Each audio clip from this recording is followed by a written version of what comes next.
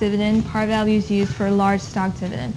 If we report both cases under balance sheets, the first balance sheet here shows equity after 5% of common stock dividend. So this part here, the common stock case, you see an additional 100,000 shares issued. So there's authorized is 20 million shares, and now the number of shares issued is 2,100,000 shares. Okay, after the 5% common stock, meaning if we post the information to T accounts and then post it here under balance sheet, this part shows the small stock part. Okay, the upper balance sheet. So below one here shows both cases. After both entries, small stock dividend and large stock dividends, you can see that retained earnings reduced compared to the upper case. So again, any stock dividends gave out to shareholders really is just rearranging stockholders' equity section.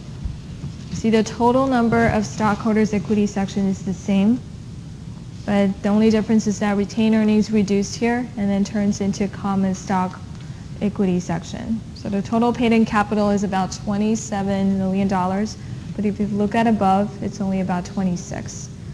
This part here, if company issued again 50% additional common stock, a part of retained earnings again will be used up and then will be used to issue common stock. So you see this part here, common stock increased.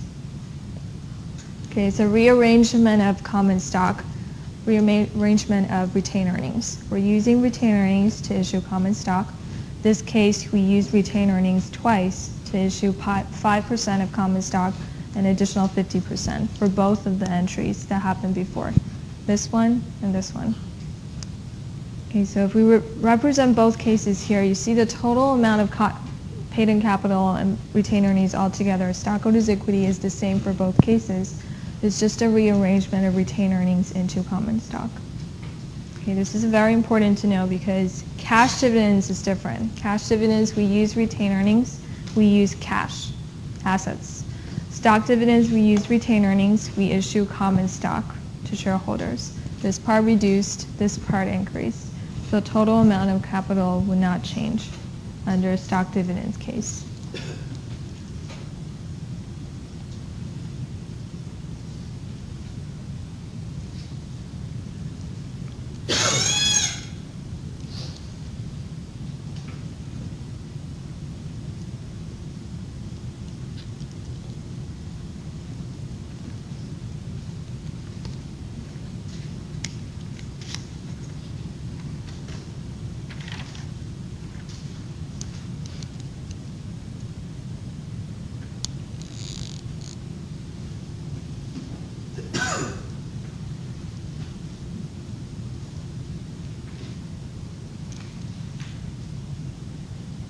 Any questions so far?